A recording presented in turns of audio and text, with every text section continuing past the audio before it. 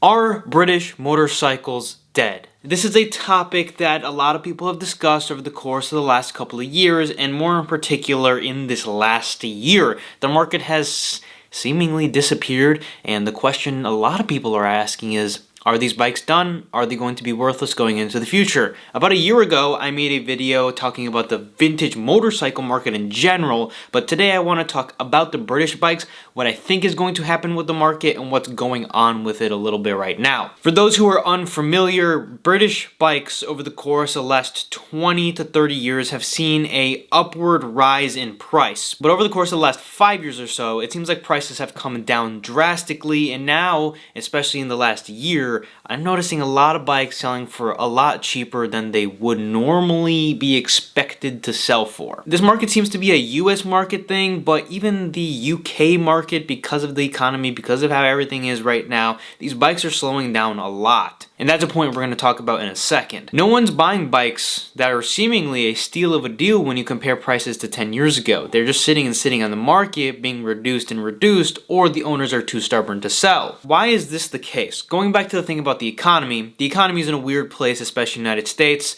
There's a lot of uncertainty, and 10 years ago, the economy was in a much better place than it is right now. Or at least that's what it seems like based on the prices of not just cars and trucks and motorcycles, but everything. It's a very weird and uncertain time, which creates things like motorcycles to go down in price, and primarily these vintage British motorcycles. But there's more than just an economic downfall happening with these bikes, which is the reason why we're making this video and why I'm sitting in front of you right now. It seems like year after year, the enthusiasm of these British bikes is getting smaller and smaller, and the population that is enjoying them is getting older and older. And that's one of the bigger reasons why these bikes are falling so drastically in price. The older generation that had them for the last 20 years or 10 years, they have hid them. It's something I've said in the past and remains to be true. When we were out at Superbike earlier this year at Road America, 10 years ago, there was vintage Indians, there was vintage Vincents,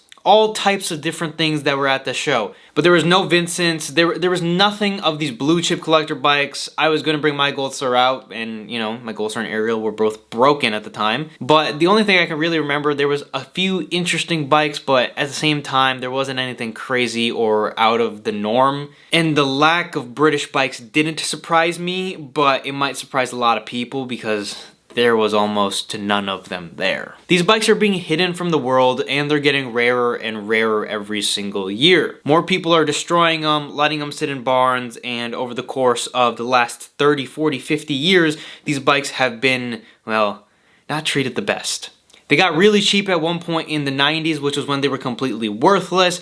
And then after that, they appreciated quite a bit in price, and people stopped paying attention because of how expensive they have gotten, in my opinion, which created a little bit of a generation gap that now is buying other bikes like the 80s bikes and not caring about the vintage British bikes. They also tend to have issues, quirks, and all those things, and that's another reason why the prices are falling. But the biggest reason why is because they've been hidden from the world, and they're owned by people who are now passing away and leaving behind 10 or 20 or 30 bikes, and the market's kind of flooding into some of these weird, obscure bikes that haven't been seen for a while, and the market doesn't know what to do with it. Not talking about money, talking about prices. We're doing 10% off site-wide on Vintage Racing Club. This is only going to last until Cyber Monday. Every single piece that we've dropped so far that is currently in stock is going to be 10% off. It's going to be the only deal of this year. So take advantage of it, because I think a lot of the items are going to sell out as there's not a lot of supply left. With that said, there's not a lot of them out there, so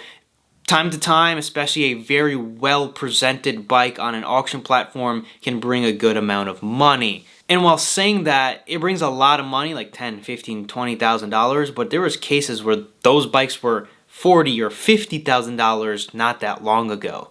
That's not an economic slowdown, that's a fall in the market. People want something when they know what it is, and they can see it, and they can touch it, they can feel it, they've ridden them, or they've always lusted after them. And the vintage British market doesn't have that. And that's a huge reason as to why all the bikes have seemingly just got cheaper and cheaper and cheaper. Not only is the economy in a bad place, but the market in general is in a very odd turning point. Now, what is going to happen with the market going into the future? Well, here's a little bit of my predictions. You can take them with a grain of salt. Obviously, no one really knows what's going to happen, but I think they're going to appreciate once again. They're going to come down for who knows how long and who knows how far, but bikes like Velocitruxtons, Gold Stars, Ariel Square 4s, Vincents, all of those bikes that are rare, sought after for a reason, will continue to hold value but also appreciate again over time. Seeing motorcycles as investments a little weird, but because of how much some of these bikes cost, that's what they are, but they're also just art at the same time. Of course, I think the art should be appreciated on the road, but topic for a different time. I truly believe that all of these rare bikes of the era will continue to get appreciation, and as they come out, as people are buying them, as they get cheaper and more people are picking them up, riding them, showing them, they're going to appreciate once again in value. It might take some time, it might take 10, 15, 20 years, but these rare bikes that are hard to find, they're not making new ones, they're going to continue to go back up in price. Some of the weirder undesirable models that had a weird spike in value and now they're crashing, I think those could remain at the bottom. Now we talk about market crashing. The bikes are still worth a lot of money. I mean, a Gold Star is still a $10,000 plus bike. A Vincent Black Shadow is still a $30, $40, $50, $60 plus $1,000 bike. The Rapides are still up there, but compared to where they were, I'm not sure that they ever will go there again, but I can see them going up from the point in where we're at right now. Art will always be appreciated, vintage motorcycles will always be appreciated, but as there's more appreciation, the prices will rise once again. I think right now is a great buying opportunity for those of us who are in the position to buy the bikes that you've always wanted but were always too expensive for the last 25 years. Vincents were trading for upwards of $100,000, no question, at one point in time. There are several Black Shadows that seemingly should have been $80,000, $90,000 that are now $60,000 and have sold for around that price point on auctions. They've come down. There's a big drastic fall, but I don't think it can last. I think they will go back up in price, and I want to know what you guys think. Rare models will always be sought after. The sought after bikes will only continue to be more sought after once they're brought into the world. Whenever someone sees them, they're back at the bike shows, and a little bit of a push. More media on these bikes, I think, would turn them back into what they were 10 years ago. The appreciation people had for these bikes 10 years ago can come back with more YouTube content on them, with more Instagram videos on them, more pictures of them, and all of those things. I try to do the best I can for these bikes.